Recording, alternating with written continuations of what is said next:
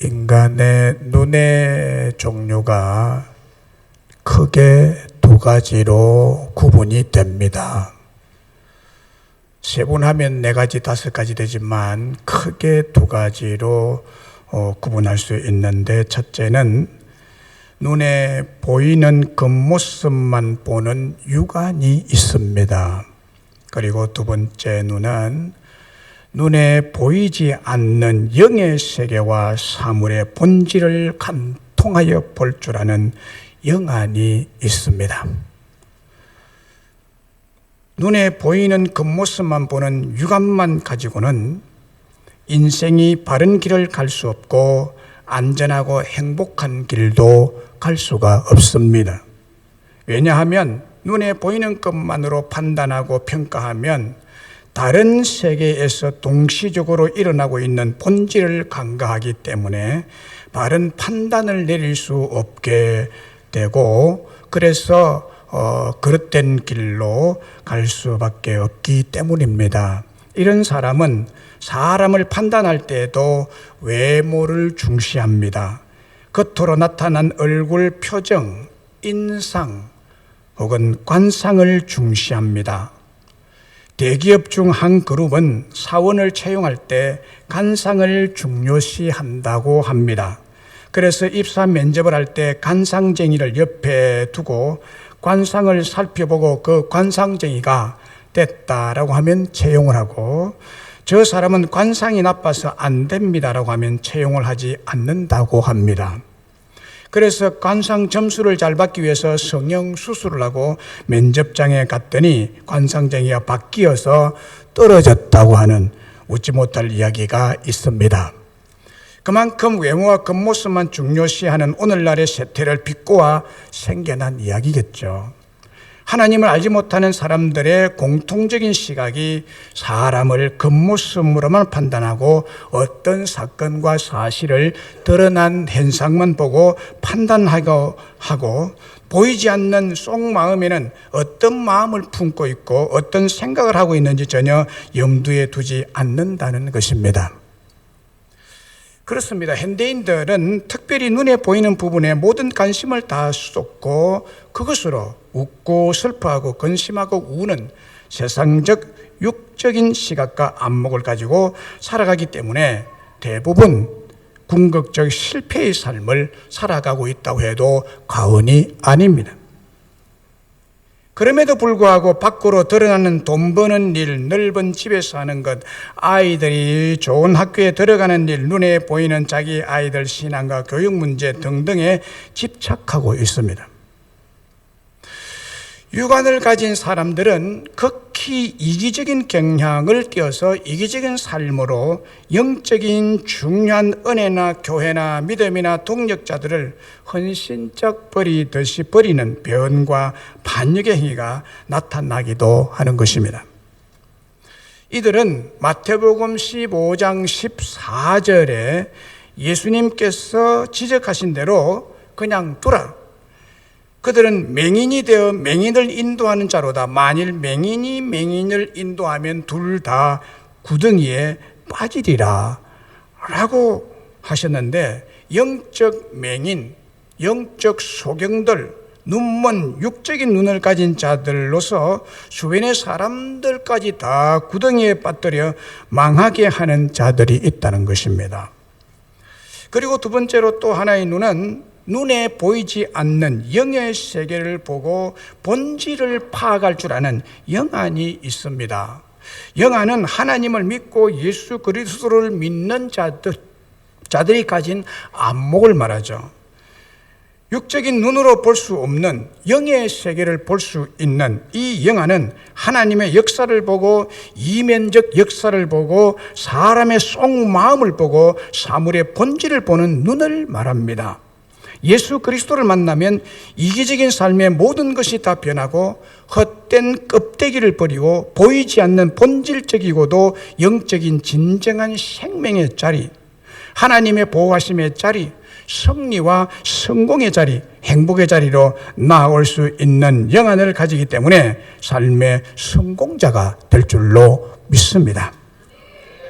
서울에서 목회하는 어느 목사님이 언덕 아래로 뛰어내리다가 다리뼈가 부러지는 사고를 당해서 병원에 입원한 적이 있었습니다. 목사님이 인쇄물이 있어서 인쇄소에 갔습니다. 잠시 인쇄물을 맡기고 나오려고 길 옆에 주차를 하고 인쇄소에 볼일을 보고 있을 때였습니다. 갑자기 밖에서 사이렌 소리가 나서 밖을 보니 견인차가 자기 차를 견인해서 끌고 가고 있었습니다. 너무 놀라고 어이가 없어서 밖으로 뛰어나가면서 견인차는 서라! 견인차를 잡아라! 견인차를 잡아라! 라고 소리를 지르며 있는 힘을 다해서 견인차를 뒤따라 달려갔습니다. 그런데 길을 따라 계단을 따라 내려가면 한참 뚫려가는 길이라 놓칠 것 같아서 지름길엔 2m가 넘는 언덕이 있었는데 급한 나머지 그 언덕을 뛰어내렸습니다. 너무 높아서 뛰어내린 순간에 왼쪽 무릎 관절 뼈가 완전히 부서져 내렸습니다. 그것도 모르고 절면서 뛰어가면서 겨우 견인차를 붙잡는 데 성공했습니다. 그런데 그 차를 붙잡고 나서 뭔가 이상해서 성룡차 번호를 보니까 이게 웬일입니까? 자기 성룡차가 아니었습니다. 성룡차 크기나 색상이나 디자인이 자기 차와 똑같은 차였기 때문에 겉모습만 대충 보고 자기 차라고 생각하고 죽도록 뛰었던 것입니다.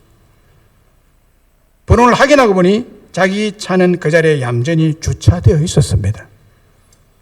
차의 외관, 색상, 겉모습만 보고 급한 나머지 높은 언덕을 뛰어내리다가 다리를 부셔뜨리는 사고를 당한 것입니다. 눈으로 잘못 보고 보이는 대로 판단한 결과 3주 동안 강단에 서지도 못하고 다리도 부러지고 병원에 입원해서 치료를 받아야 하는 이런 큰 사고를 당하게 된 일이 있었습니다.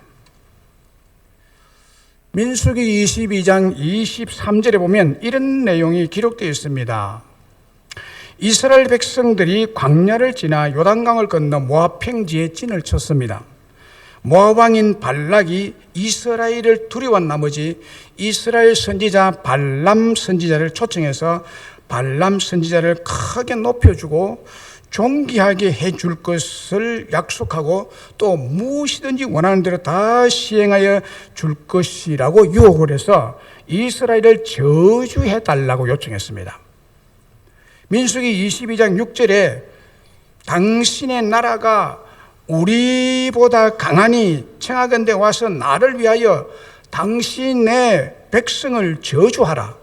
내가 혹 그들을 쳐서 이겨 이 땅에서 몰아내리라. 그대가 복을 비는 자는 복을 받고 저주하는 자는 저주를 받을 줄을 내가 알미니라 했습니다. 이 부탁을 받고 이스라엘을 저주하기 위해서 이스라엘의 선지자라는 사람이 아침에 일찍 일어나서 나귀를 타고 모압 고관들과 모압 나라로 출발을 합니다. 이것을 하나님께서 싫어하시죠. 하나님 백성을 저주하는 선지자를 좋아하겠어요? 싫어함으로 하나님이 발람 선지자에게 진노하셨습니다. 발람 선지자가 가는 길 앞에 육안으로는 볼 수 없는 하나님의 나라에서 파송한 여호와의 사자가 칼을 빼어 손에 들고 가지 못하도록 나귀 앞길을 가로막고 길 복판에 섰습니다.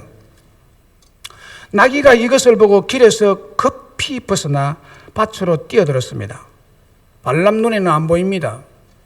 나귀 눈에는 보입니다.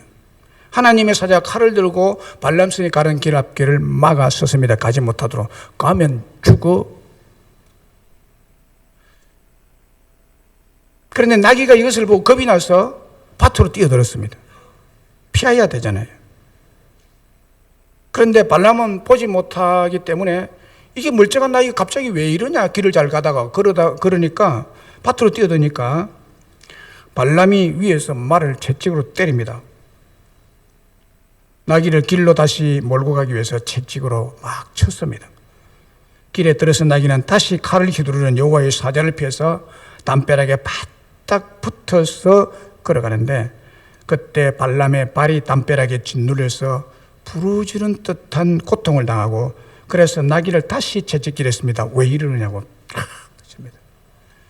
나귀가 더 이상 길을 갈 수 없어서 땅바닥에 주저앉아 버립니다. 발람 발밑에 주저앉아 버립니다. 발람이 다시 누워서 자기 지팡이로 나귀를 또 때립니다. 왜 이렇게 하냐? 일어서라고, 일어나라고. 이때 여호와께서 나귀의 입을 엽니다.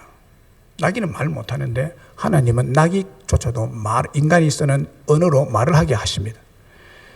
나귀의 입을 열어서 발락과 대화한 내용이 민수기 22장 28절에 나옵니다. 이렇게 기록되어 있습니다. 여호와께서 나귀의 입을 여시니 발람에게 이르되 내가 당신에게 무엇을 하였기에 나를 이같이 3번 때리느냐? 그냥 발람이 나귀에게 말하되 네가 나를 거역하기 때문이니 내 손에 칼이 있었다면 곧 너를 죽였으리라. 나귀가 발람에게 이르되 나는 당신이 오늘까지 당신의 일생 동안 탄 나귀가 아니냐? 내가 언제 당신에게 이같이 하는 버릇이 있더냐? 그가 말하되 없었느니라. 그때 여호와께서 발람의 눈을 밝히십니다. 발람의 눈을 밝히심에 여호와의, 그때 이제 보니까 여호와의 사자가 손에 칼을 빼들고 길에 선 것을 그가 봅니다. 그때야 이제 봅니다. 하나님 눈을 열어주니까. 육안 눈은 보이지 않습니다. 눈을 열어보니까 엄청난 큰 하나님의 사자가 서서 시퍼런 칼을 들고 그냥 바로 내리칠 정도로 이렇게 훅 이렇게 하고 있습니다. 발람 선지자 이거를 보고 머리를 숙이고 엎드려 여호와의 사자에게 이렇게 말합니다. 여호와의 사자가 발람 선지자에 이렇게 말합니다. 너는 어찌하여 네 나귀를 이같이 3번 때렸느냐? 보라, 내 앞에 네 길이 사악함으로 내가 너를 막으려고 나왔더니 나귀가 나를 보고 이같이 3번을 돌이켜 내 앞에서 피하였느니라. 나귀가 만일 돌이켜 피하지 아니하였다면 내가 벌써 너를 죽이고 나귀는 살렸으리라. 발람이 여호와의 사자에게 말하되 내가 범죄하였나이다.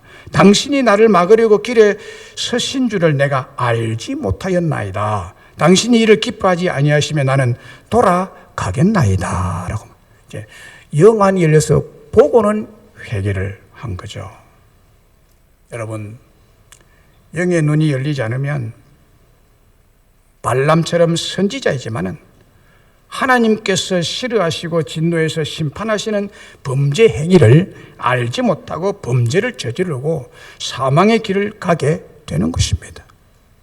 하나님께서 막아서신 여러 가지 징조가 나타나도 그것을 보지 못하고 알지도 못하고 깨달지도 못한 채 두려움 없이 자기 고집과 이기적인 목적, 자기 유익을 위해 방해가 되는 나귀를 후려치듯이 이웃과 가족을 후려치며 자기 길을 가고자 하는 것입니다. 다행히 여호와께서 발람의 눈을 밝히심에 여호와의 사자가 손에 칼을 들고 자기를 죽이려고 길에 선 것을 보고서야 그때에 이제 모든 정황을 깨닫고 머리를 숙이고 엎드려 여호와의 사자에게 내가 범죄하였나이다 라고 하고 돌아서서 가게 되는 것입니다. 이것을 회개라 그러죠. 영안이 열려 있어야 회개도 제대로 하는 것입니다. 한때 똑똑했고 은혜를 받은 발람 선지자의 영적인 눈이 어두워짐으로 결과된 어리석음, 지혜 없음이 하마터면 저주의 길, 죽음의 길로 갈 뻔했습니다. 이 사건을 보더라도 눈에 보이는 대로 판단하고 그 모습만 보고 이기적인 유익에 눈이 가려져 있다는 것이 얼마나 어리석고 미련하고 위험한 일이며 패망의 길임을 알 수가 있습니다. 그러나 반대로 육안으로는 볼 수는 없는 하나님의 세계, 하나님의 역사하심의 엄청난 사건을 볼 수 있는 영의 눈이 열려 있다는 것이 또한 얼마나 큰 은혜이며 축복인지를 알 수가 있습니다. 그러면 누가 인간의 육의 눈을 열어 영의 눈이 되게 하십니까?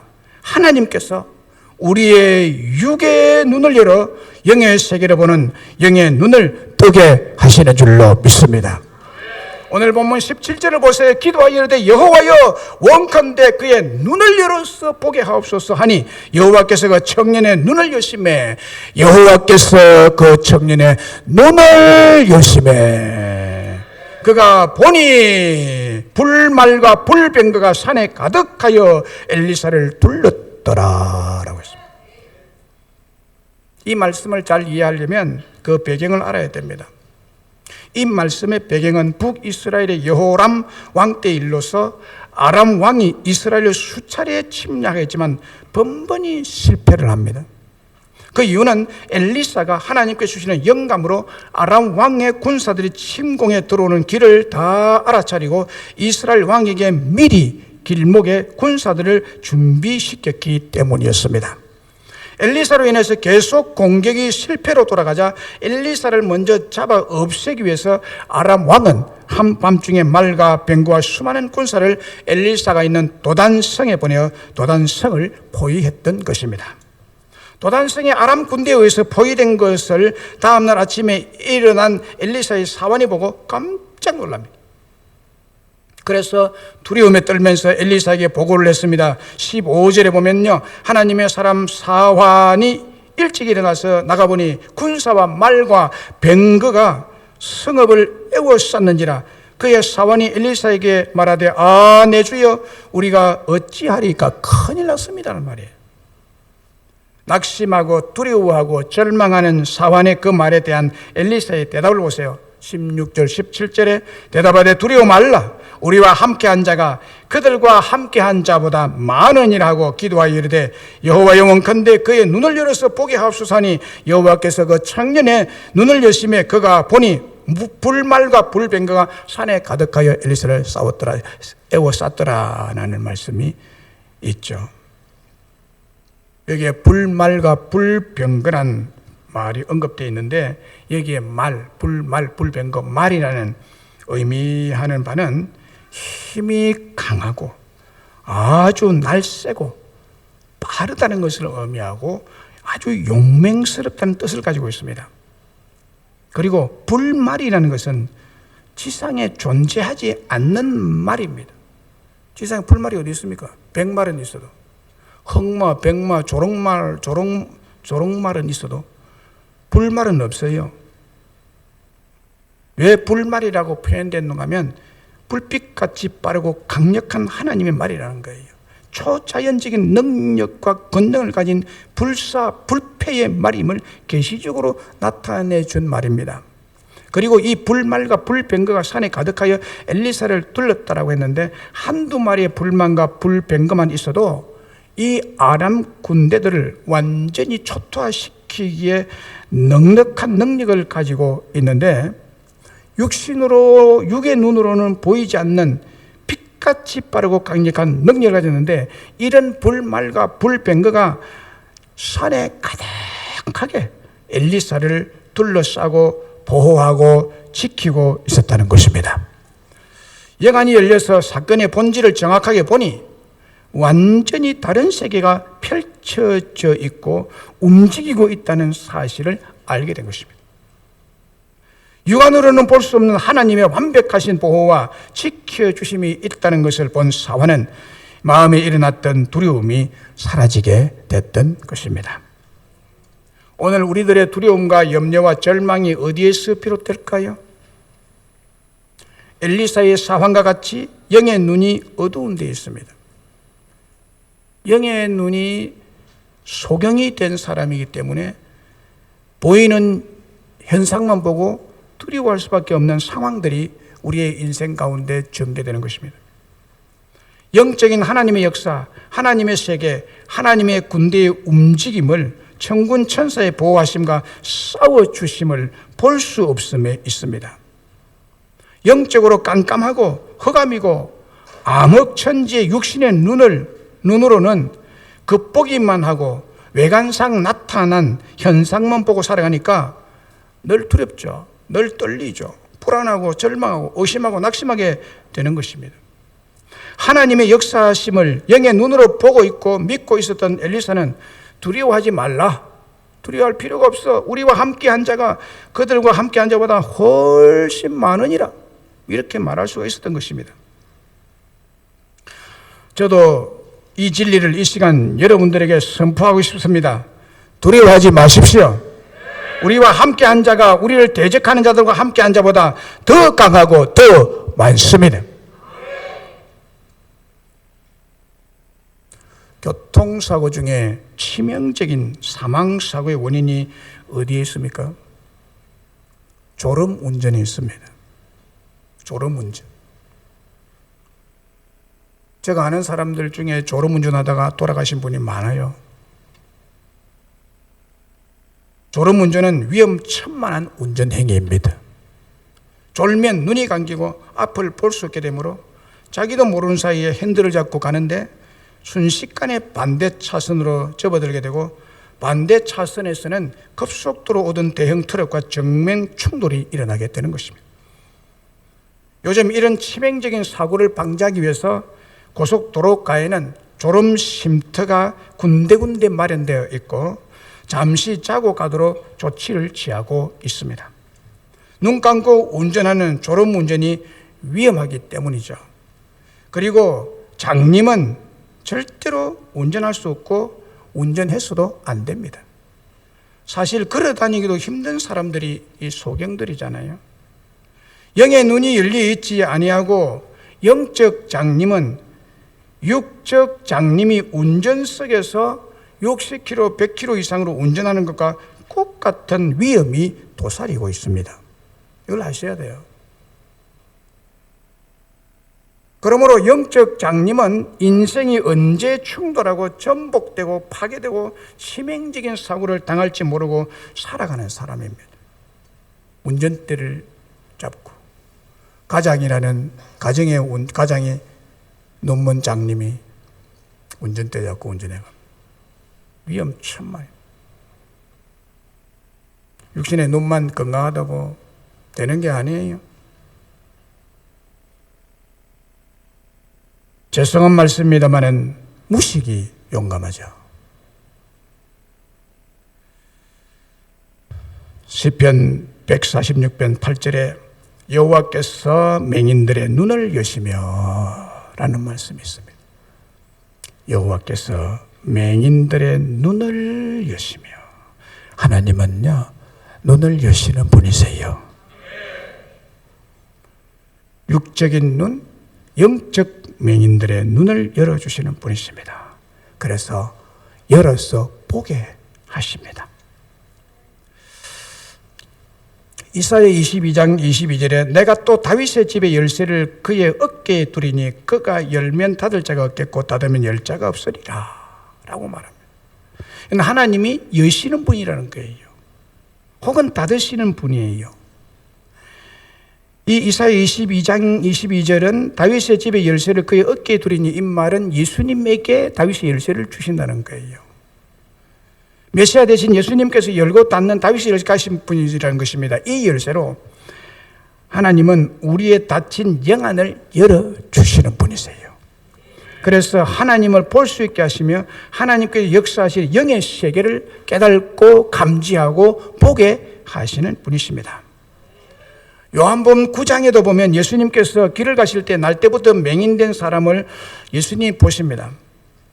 그리고는 땅에 침을 뱉어 진흙을 이겨 그의 눈에 바르시고 그에게 말합니다. 가서 실로암 못에 가서 씻어라.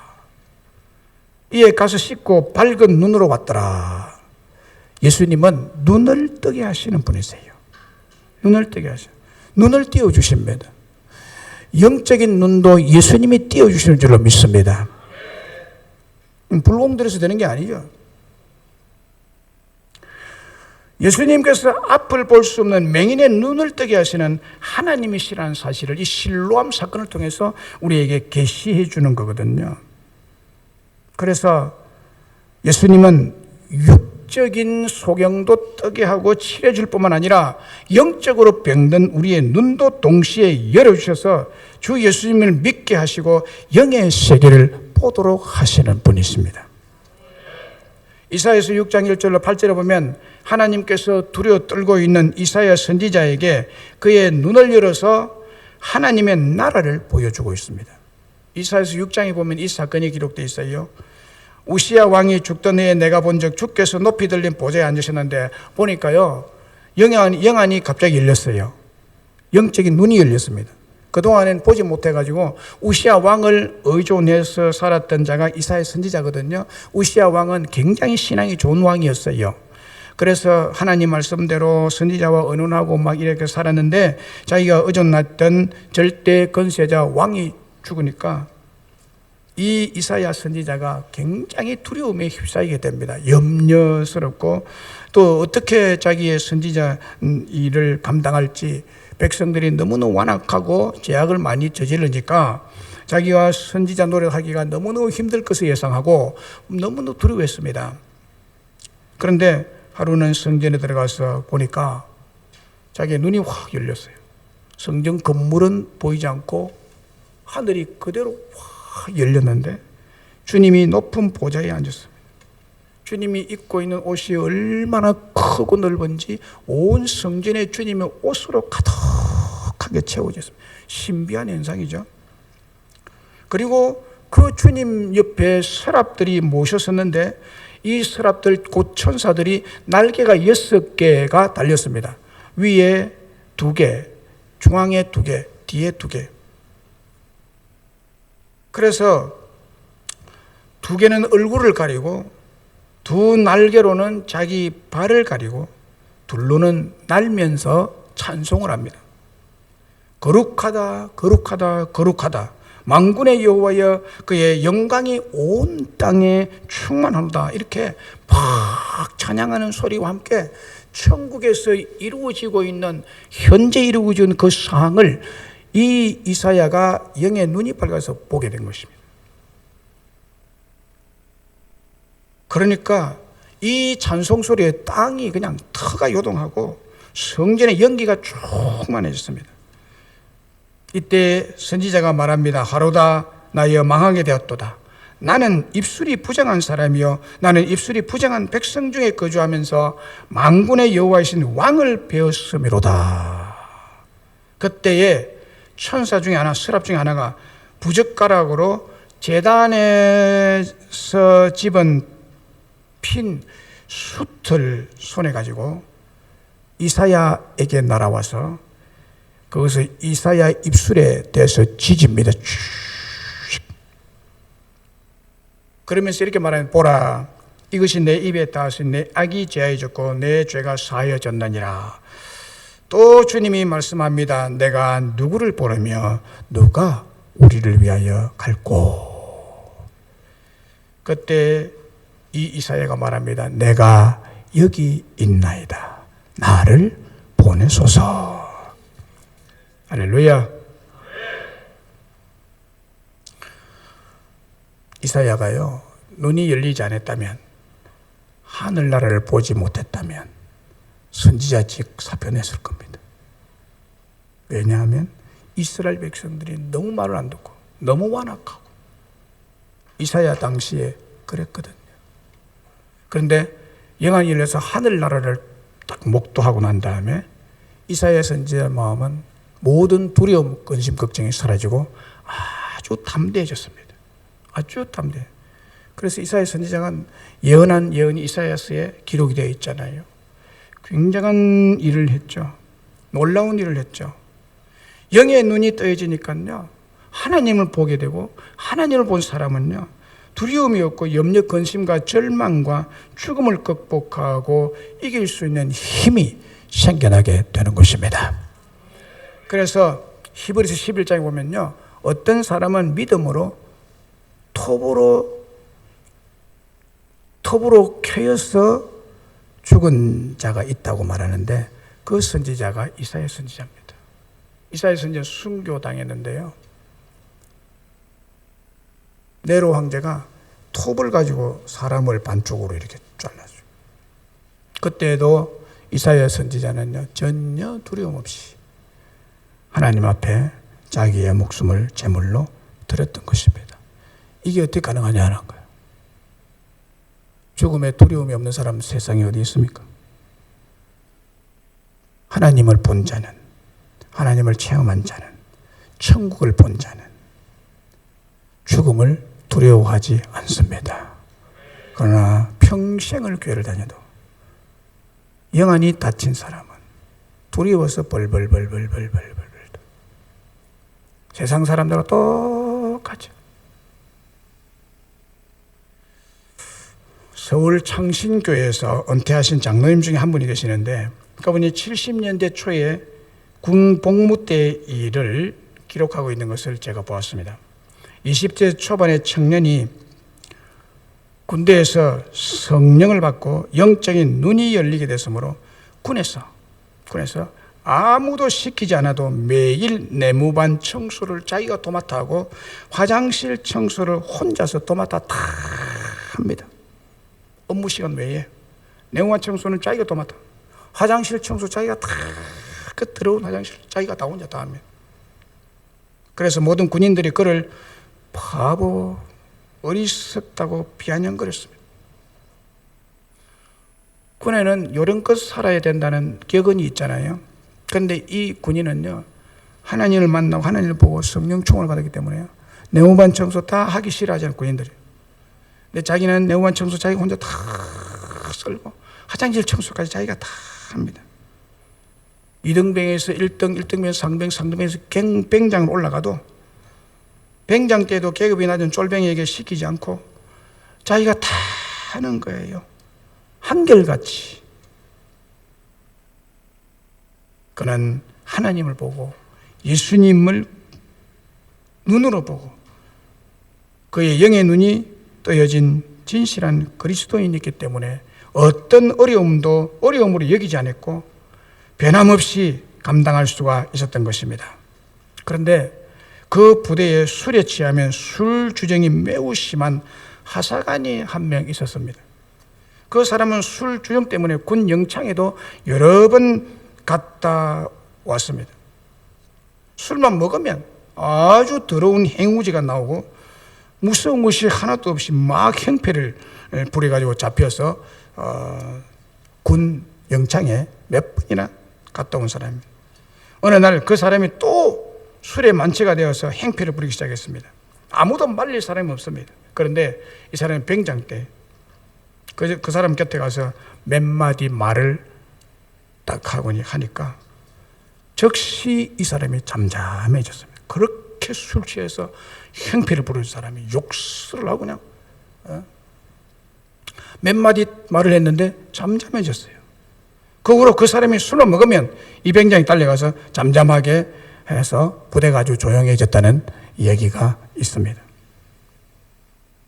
엘리사처럼 후에 장로님이 된 이 병장처럼 영의 눈이 열린 사람은 하나님의 권세와 권위도 충만해지고 군 부대의 엄한 규율도 두려워하지 않고 힘겨운 일도 힘들어하지 않고 절망하거나 낙심하거나 군생활을 하지 않고 군생활을 너무 성공적으로 잘 감당하게 되었다는 얘기입니다. 하나님을 본 사람은 이래요. 어디에서 어떤 삶을 살든지 그곳에서 최선을 다해서 이기적인 삶이 아니라 이타적인 남을 위해서 그렇게 사는 사람으로 삶을 살아가게 되는 것입니다. 엘리사의 사환의 눈이 어떻게 열리게 되었나요? 두 번째는 하나님의 군대를 볼 수 있는 영의 눈을 열어달라고 기도했습니다. 열어달라고 기도했어요. 기도하여 이르되 여호와의 원컨대 그의 눈을 열어보게 하옵소서 하니 여호와께서 그 청년의 눈을 여심해 라고 했습니다. 그리고 밑에 내려가서 18절에 보면요, 또 이 적군들의 아람 군대들의 눈을 어둡게 하옵소서. 눈을 그냥 이거는 이제 육신의 눈을 못 보게 해달라고 기도했더니 또 하나님께서 그 눈을 못 보게 장님이 되게 만들어 버렸습니다. 우리 하나님은 육신의 눈을 뜨게 만들고 닫게도 만들지만 영의 세계를 보게 되는 영안도 기도로 뜨게 할 수가 있음을 말씀하고 있습니다. 엘리사가 영의 눈이 열려지기를 기도하기 전에는 눈이 열려지지 않았으므로 하나님께서 엘리사와 그를 위해 산에 가득하게 둘러 보호하시는 불말과 불병거를 이 사환은 볼 수가 없었습니다. 눈에 안 보입니다. 하나님의 천사는 눈에 안 보여요. 우리 하나님도 눈에 안 보여요. 눈에 볼 수가 없어요. 눈에 보이지 않는 하나님이 믿으니까 믿음이 필요한 거죠. 믿음이 필요한 대신에 우리의 영안이 열려야 되는 거거든요. 또 하나님의 나라를 보아야 되거든요. 그런데 이 사환의 눈은 육적인 눈만 가지고 있지 영안이 없었습니다. 그래서 보니까 아람 군인들만 보이고 하나님의 군인인 불말과 불병거가 보이지 않았어요. 그러니까 두려워하고 떨죠. 죽을까 봐. 그런데 엘리사가 눈을 열어달라고 기도를 합니다. 눈을 열어주옵소서 하나님께 부탁을 하고 기도했더니 하나님께서 그 기도를 들으시고 청년의 눈을 여셨다고 합니다. 우리도 여러분의 영적인 눈을 열어 영의 세계, 하나님께서 역사하시는 영적인 일을 볼 수 있고 감지할 수 있는 영안이 열려지기를 기도하셔야 됩니다. 영안이 열려지기를 기도하셔야 돼요. 시편 119편 18절에 보면 내 눈을 열어서 주의 율법에서 놀라운 것을 보게 하소서라고 기도하겠습니다. 내 눈을 열어달라고. 이 눈은 육신의 눈이 아니에요. 영의 눈을 열어달라고. 영적인 눈을 열어달라고 기도하고 있습니다. 옛날 성경에는 내 눈을 열어서 주의 법에 기이한 것을 보게 하옵소서라고 했습니다. 기이한 것, 이 놀라운 것, 하나님의 말씀에 기이한 것, 하나님의 능력에 기이한 능력을 눈으로 보게 해달라고. 저는 언제나 개인적으로 성경 읽을 때나 설교 준비할 때 이 기도를 합니다. 주님이여 이 시간 내 눈을 열어주옵소서. 육신의 눈이 아니라 영의 눈을 열어주옵소서. 나이 들어가고 육신의 눈은 침침해지지만은 영의 눈은 나이 들수록 더 비례적으로 더 밝고 선명하게 하나님을 볼 수 있게 해달라고 이렇게 기도하면서 설교 준비를 합니다. 이게 제 설교 준비할 때의 암송 구절입니다. 시편 119편 18절이에요. 내 눈을 주여 이 시간 열어주옵소서. 하나님의 말씀에 이면적인 하나님의 그 손길을 깨닫게 하여 주옵소서라고 그렇게 기도하죠. 여러분도 성경을 대할 때마다 그냥 맨정신으로 읽으면 감동이 없어요. 하나님께 잠시 묵상 기도라도 기도하고 그 기도할 때 주여 내 눈을 열어 주옵소서라고 눈으로 읽잖아요. 눈으로 읽는데 눈이 영안이 밝아야 이 말씀의 뜻을 바르게 알 수가 있죠. 그곳에서 하나님을 배웠고 그곳에서 하나님의 음성을 들을 수가 있잖아요. 네. 그래서 항상 저는 두 가지를 기도합니다. 내 눈을 열어 주의 법에 기이한 것을 보게 하옵소서. 또 주여 내 귀를 학자 같은 귀가 되게 하시고 하나님의 음성을 학자같이 알아듣게 하옵소서라고. 성령님은 보이지 않는 분으로서 육신의 귀에 말씀하시는 분이 아니라 마음의 귀에 말씀하니까 내 마음의 귀가 하나님의 음성을 잘 듣게 영의 귀도 열어달라고 영의 눈도 열어주옵시고 내 마음에 내 영혼이 온전히 하나님의 영으로 충만케 해달라고 설교 준비할 때마다 이렇게 간구하면서 준비를 합니다. 여러분. 시편 91편 11절에 보면요, 그가 너를 위하여 그의 천사들을 명령하사 네 모든 길에서 너를 지키게 하심이라. 하나님 보세요. 천사들을 명령해서 우리가 가는 길에 천사가 우리를 지킨대요. 이거를 볼 수 있어야 됩니다, 여러분. 이 보는 영적인 감각이 있어야 되는 거예요. 영적인 감각. 네. 여러분들이 지금 그 겨울이 왔다는 것을 어떻게 합니까? 겨울이 눈에 무슨 색깔입니까? 색깔로 옵니까? 겨울은 감각으로 옵니다. 그죠? 바람이 찬 감각 때문에 아이고 추우라고 느끼잖아요. 이게 우리의 피부에 딱 닿으니까 이 피부에 감각이 살아있기 때문에 찬 공기를 느껴서 추위를 느끼는 거예요. 이게 감각으로 아는 것이지 뭘 보고 아는 게 아니에요. 영적 감각, 이게 영의 눈입니다, 여러분. 영적인 감각이 살아있어야 되거든요. 그 감각 중에 하나가 하나님이 날 지키신다는 하나님의 천사가 나와 함께 한다는 이 감각이 살아있어야 되는 것입니다, 여러분. 그러면 어디를 가도 두려움이 없는 거예요. 여기 보세요. 그가 너를 위하여 그의 천사를 명령하사 내 모든 길에 너를 지키게 하심이라. 하나님이 분명히 천사들을 명령해서 우리에게 파송시키셔서 우리를 지키신다는 사실을 보아야 된다는 거예요. 보아야 된다. 그러면 어떻게 볼 수 있느냐는 것을 말씀을 드리고 있는 거예요. 하나님이 열어주시는 축복이 있고, 그러면 내가 열리게 되고 다른 사람이 열리게 되는 것은 기도로 열리게 된다는 거예요. 그래서 기도하셔야 됩니다. 하나님의 천사를 보려면 기도하셔야 돼요. 그래요. 보이지 않는 것을 엉뚱하게 또 본다 사고 이래서 하지 마세요. 히브리서 1장 14절에도 모든 천사들은 섬기는 영으로서 구원받을 상속자들을 위하여 섬기라고 보내심이 아니냐. 하나님의 나라를 상속받을 자, 구원받을 상속자들이라는 것은 바로 우리를 말합니다. 성도들을. 우리를 위해서 하나님은요, 자기의 천군과 천사를 파송해서 우리가 어디를 가든지 지키시는 분이세요. 이거를 감지하고 감각적으로 또 영적인 감각으로 느끼고 믿으셔야 되는 거예요. 하나님이 나와 함께 한다 하는 거예요. 할렐루야. 여의도 순복음교회 지금은 뭐 온라인으로 다 헌금하는데요.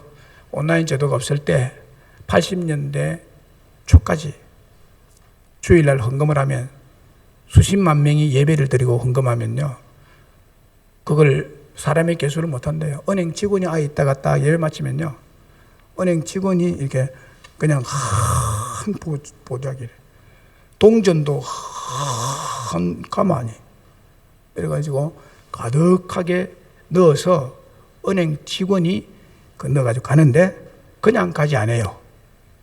경찰차가 이 헌금을 은행까지 가는데 에스코트를 하고 갔답니다.